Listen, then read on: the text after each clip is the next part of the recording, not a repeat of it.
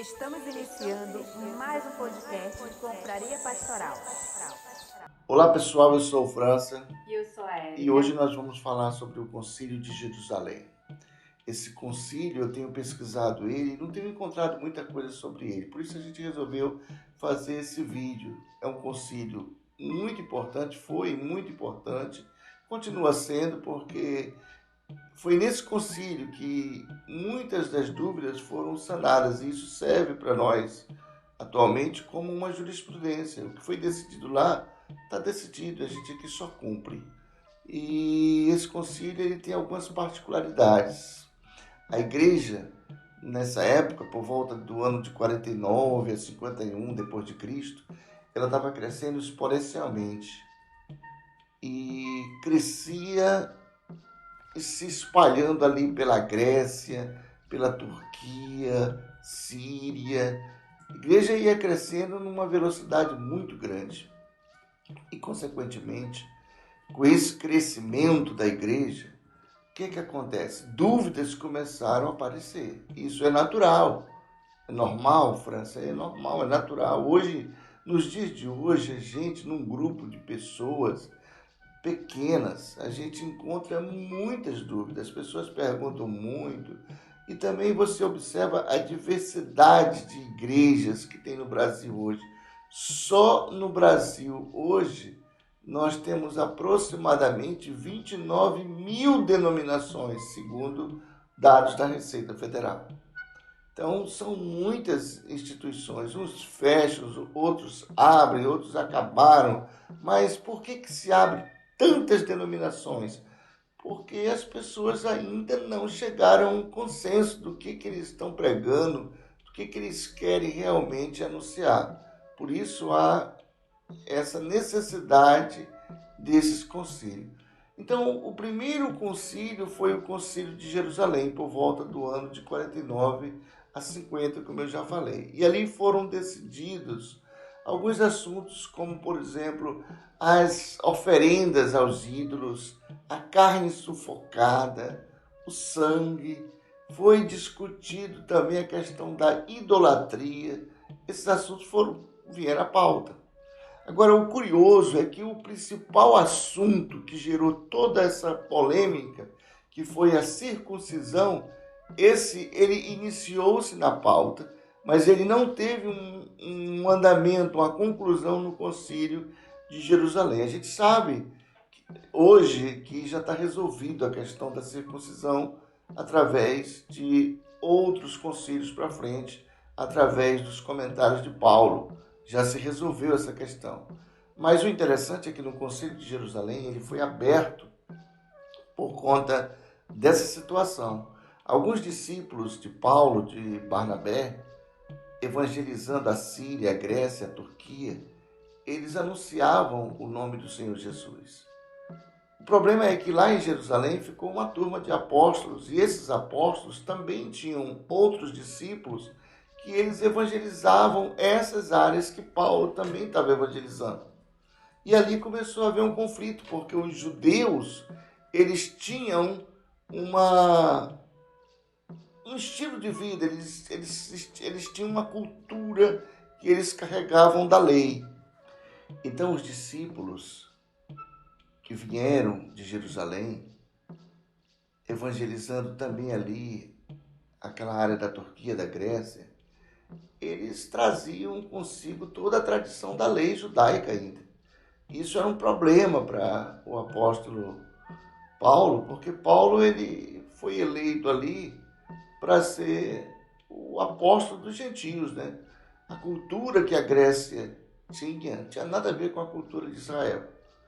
Então, quando os judeus chegaram lá na Grécia, dizendo, olha, aqui são os nossos irmãos que aceitaram Jesus, são cristãos, e todo mundo ali comendo, bebendo, e os judeus observaram que eles tinham alguns costumes ali que não batia com os costumes dos judeus. E começaram a interrogar aqueles novos convertidos. Judeus experientes, nós estamos falando aí dos fariseus. Os fariseus, eles eram letrados, eram os caras da época.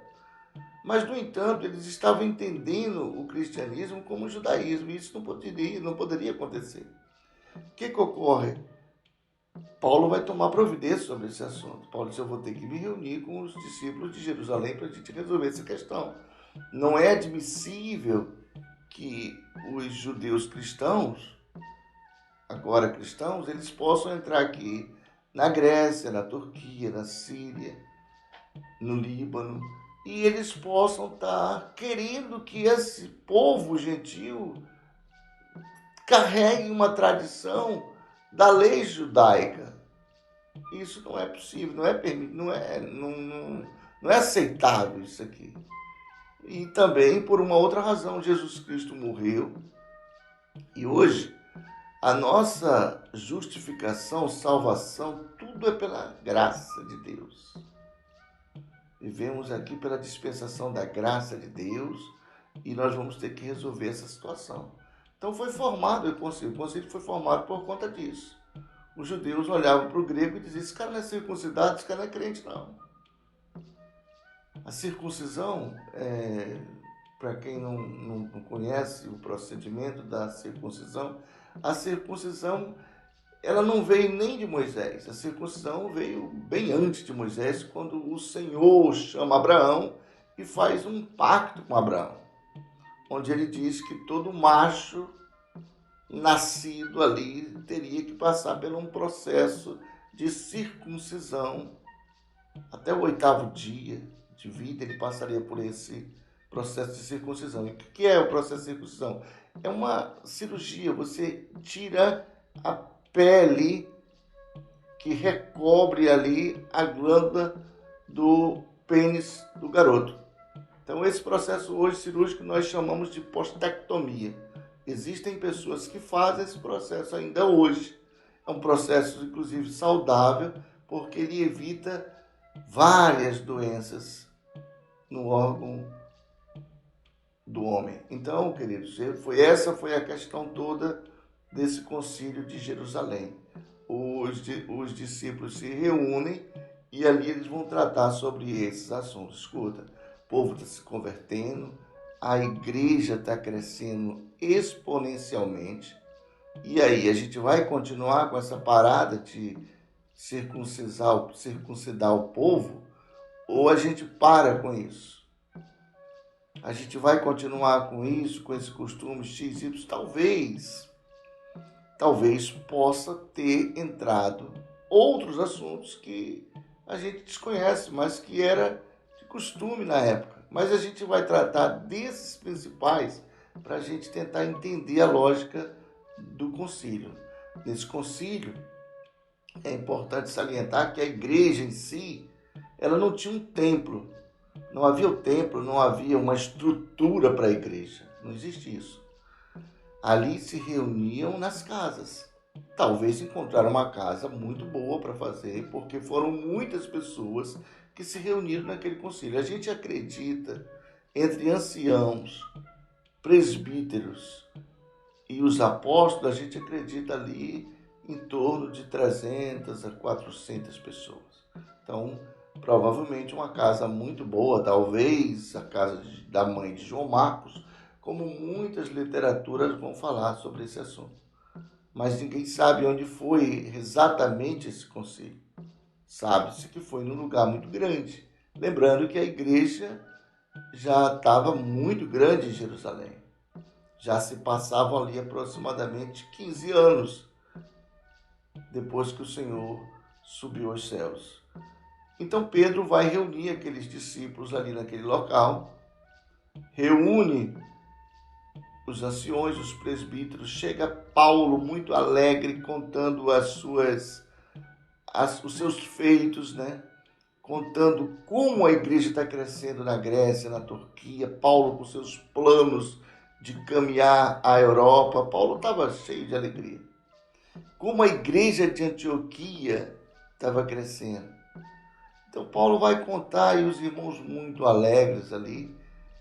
E ali houve esse debate, houve esse acordo. Falou das dificuldades que eles encontravam ali também, na Antioquia, na Fenícia e em outros locais por ali, né? Que os discípulos eles estavam confundindo as coisas. Pedro se levanta e diz para eles o seguinte: irmãos, vocês sabem que desde o início o Senhor tem me escolhido para que eu possa levar essa palavra aos gentios, certo?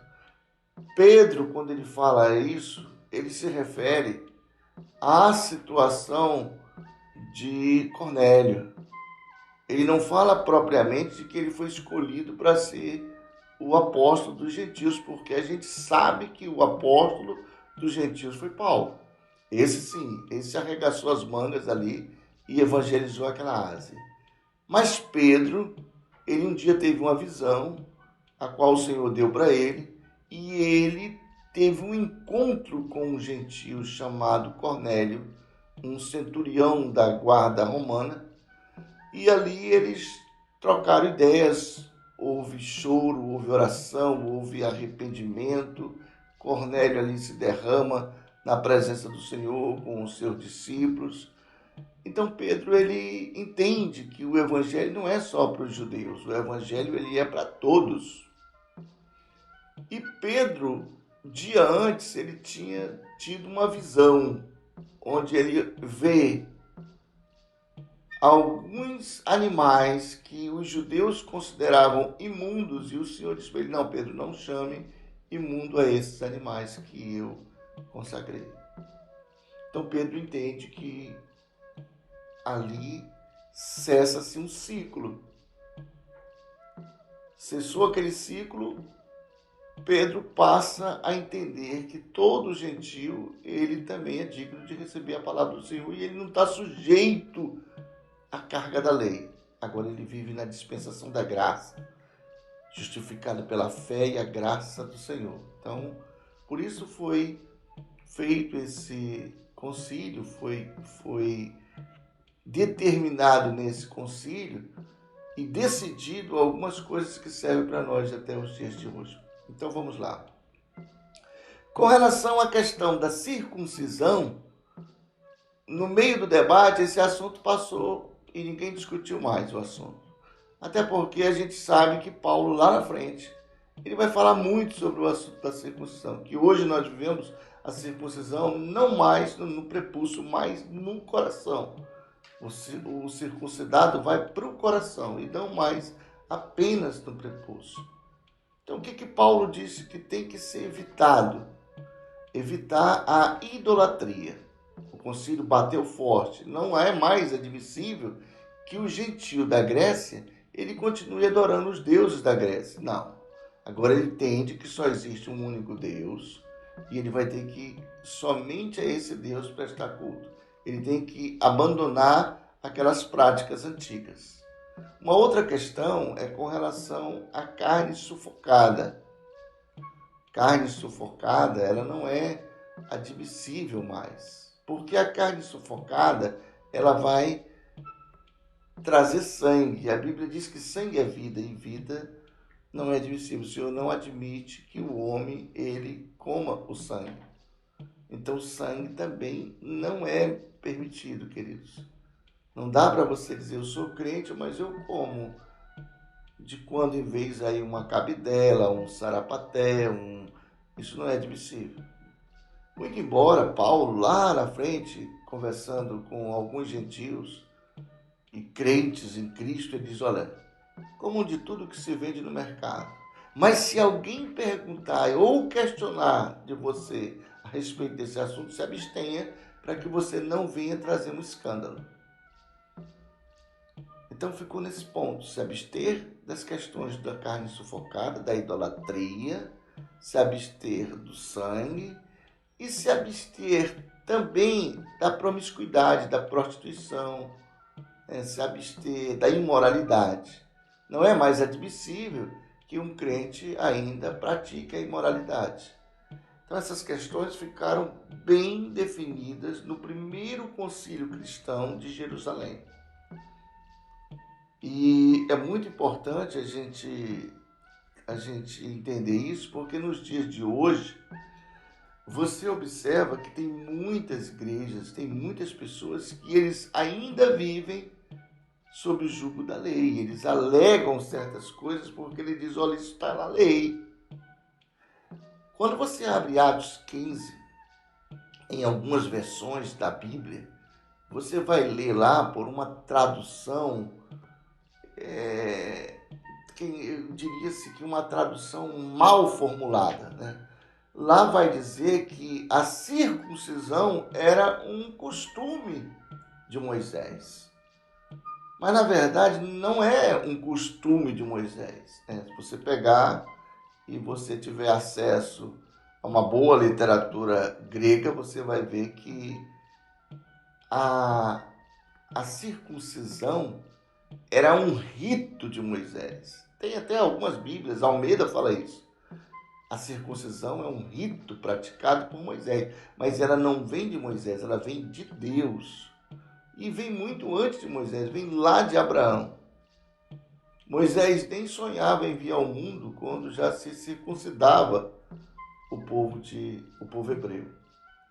Então a circuncisão não é um costume, não é uma lei de Moisés. A lei é de Deus, ela vem muito lá atrás. Mas independentemente desse entendimento de ser de Deus ou de Moisés, Jesus Cristo ele cumpre esse ciclo ali. Não há mais a necessidade de você fazer uma circuncisão. Ok? Alguma pergunta, Érica? Estou falando aqui, estou falando muito aqui, eu não sei como é que estão as perguntas. Vamos lá. Chegaram algumas perguntas para a gente aqui. Vamos lá. Então, o Concílio de Jerusalém, ele seria um debate para definir os costumes daquele povo com as das doutrinas cristãs? Sim, ele foi para esclarecer, né? Foi um esclarecimento para dizer para o povo ali, olha, você agora, você mesmo gentil e você que era judeu e judeu inteligente, porque nós estamos falando ali da seita dos fariseus. Os fariseus eram a USP daquela época lá, era a UNB daquela época ali. Eram os cara que tinham um conhecimento potente, né?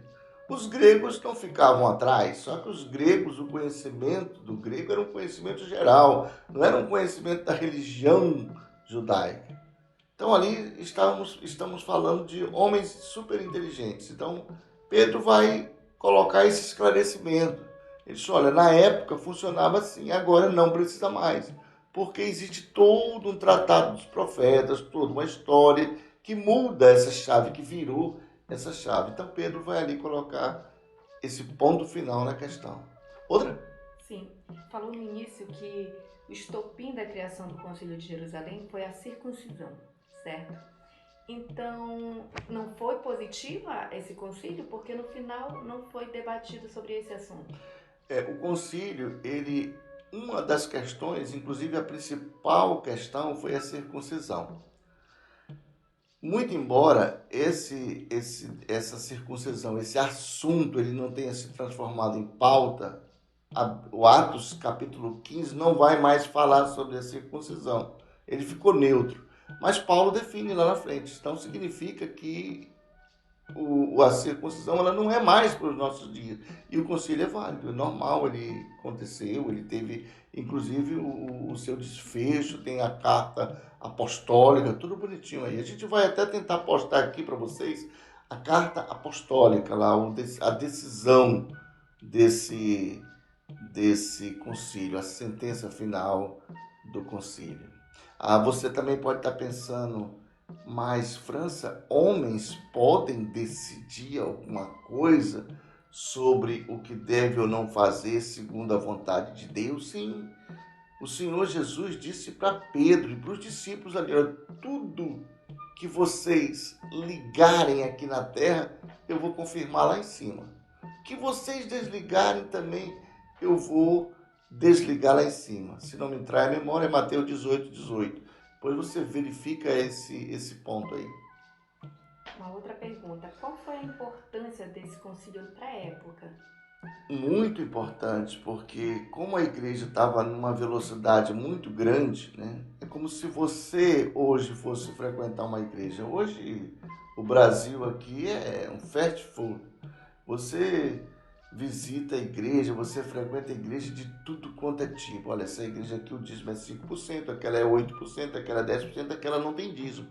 Aqui você pode jogar bola, aquela não pode, ali você só pode usar calça comprida. Então hoje tem muito disso, queridos. E para que a gente possa entender o porquê dessa situação toda hoje, simples, falta de conhecimento. Se você volta lá nos concílios, se você volta nas decisões apostólicas, você vai entender como funciona a sistemática. Então eu não tenho mais por que cumprir certos preceitos da lei. Quando a gente fala da lei, nós temos que dividir essa lei em 3 partes.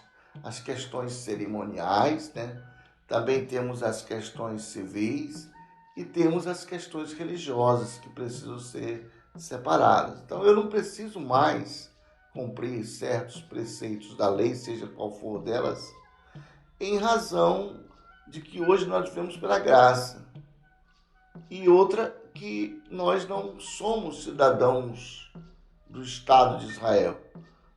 O nosso Israel é espiritual, então nós temos que aprender a discernir essas coisas. Foi isso que o concílio foi elucidar para aquele povo.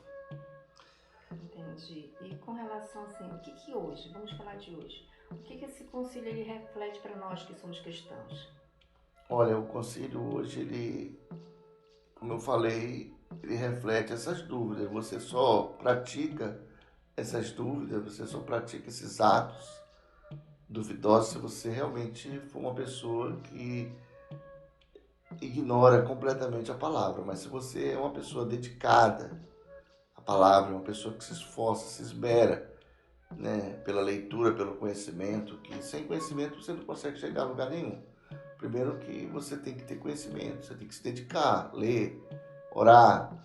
Então, se você conhece a palavra de Deus, você não vai mais cair nessa cilada. Então, é o que ele reflete para nós hoje. Então, se eu sei que eu não preciso mais praticar a circuncisão e eu pratico hoje em dia, é porque eu quero, é um problema meu. Isso tem nada a ver com Deus, não. Deus não tem nada a ver com isso. Eu pratico porque eu quero. Eu não posso colocar esse problema na conta de Deus. Isso é uma conta minha, é um problema meu. Então, conhecimento, né? O conhecimento ele vai refletir hoje para nós.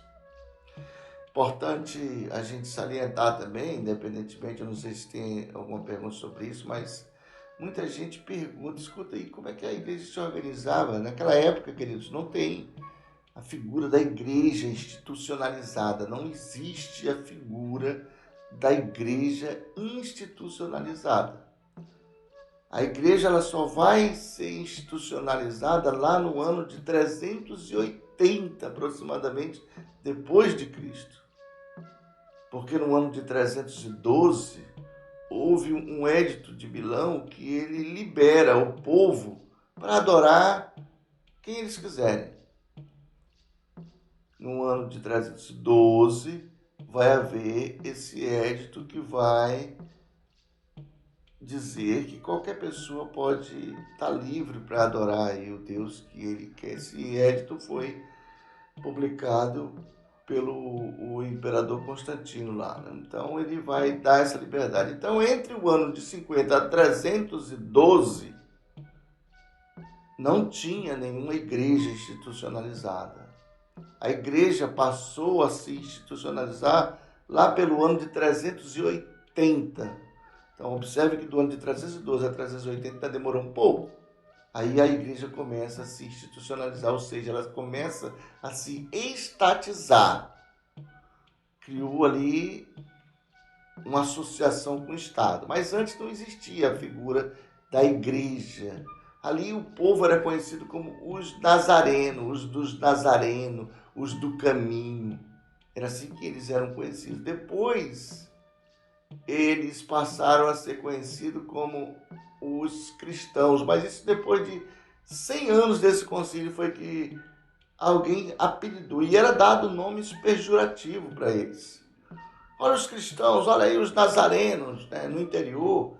É muito comum você andar na rua lá, quando você é crente, nos interiores do Brasil, o cara diz, olha o crente, aleluia, farinha no prato e água na cuia, é coisa desse tipo, olha a Bíblia. Então eram esses apelidos que eles tinham, até que chegou um dia um cara apelidou eles de os cristãos, e o nome pegou, o cara achava que ia ser ruim, eles gostaram e foi muito bem aceito. E passou-se aí 380 anos ele sendo conhecido como os cristãos. E hoje nós conhecemos todos ainda como cristãos, né? Agora, a partir do ano de 380, a igreja passou a ser estatizada e criou nome. Criou-se aí os ortodoxos, os romanos. E também é importante dizer que a igreja romana, a igreja católica romana, não é a igreja de Roma que Paulo abriu. A igreja que Paulo constituiu, aquela lá de Romanos 16, não tem nada a ver com o católico romano. A igreja continuou igreja. Ela não aceitou se associar ao Estado, ela não aceitou ser estatizada. Então essa balera de que era a igreja católica, não tem nada a ver uma coisa com outra, não. A igreja lá era a igreja cristã de base, e ali se reuniam os discípulos, os anciões, os presbíteros, e todos aqueles que somavam, inclusive os camaradas que eram do judaísmo, das denominações, das ramificações, como lá tinha Zelotes, fariseus, os essênios também talvez estivessem por lá com eles, e com certeza porque eram discípulos de João Batista, então estariam por ali, e toda aquela turma que iam se convertendo, e a igreja crescia. Todos os dias a Bíblia diz que o Senhor ia acrescentando aqueles que iam sendo salvos. Mais alguma pergunta, querido? Não, só para finalizar então, vamos. Que conselho daria para a gente hoje, nos dias de hoje, que esse conselho trouxe de transformação, de toda essa mudança do que foi decidido, como mesmo tu falou no início, que foi decidido, né, sobre a carne de animais, sobre a imoralidade sexual, sobre alimentos sacrificados a ídolos, o que isso influencia no dia de hoje, que tu possa dar conselho para os nossos telespectadores aí. Leia a Bíblia, queridos, só isso. Eu resumiria tudo numa frase: leia a Bíblia. Se você lê a Bíblia, você vai se libertar. Porque quando você conhece a verdade, e a verdade é Cristo, e Cristo é a palavra, e a palavra é o que está escrito, a Bíblia diz que você vai se libertar. Você não vai mais ser deixado levar por ideias de homens vaidosos, aquele cara que acha que ele é o cara, que ele teve uma revelação. Eu tive uma revelação, e você agora vai usar sapato só vermelho do lado esquerdo, e do lado direito você vai andar descalço. Não entre nessa, não. Você é inteligente, você é um ser humano feito à imagem de Deus, inteligência do Senhor. Então você vai começar a conhecer o seu Deus. Eu vou ler a Bíblia e nunca mais uma pessoa vai me enganar. Tem uma historinha que eu sempre conto. Eu adoro histórias. Existia uma senhora, acredito que ela não esteja mais viva, na década de 80, que o repórter perguntou para ela. Disse: a senhora concluiu o seu telecurso primeiro grau na época, acho que era primeiro grau, era um telecurso que existia na televisão, né? E o que a senhora, o que isso significa para a senhora? Ela disse: nunca mais eu vou pegar um ônibus errado na vida. Eu peguei muitas vezes, por muitos anos, eu venho pegando o ônibus pela cor dele. E aí eu acabava pegando muitas vezes o ônibus errado. Mas agora eu aprendi a ler. E nunca mais eu vou pegar um ônibus errado. Então essa é o meu resumo, né? Essa é a minha palavra para você. Leia a Bíblia e eu tenho certeza que o Senhor vai te abençoar grandiosamente. Não se esqueça de se inscrever no canal, né, Érica? Isso. E aí, se gostou desse vídeo, queira compartilhá-lo e se inscreva no nosso canal. Que Deus abençoe todos vocês. Amém.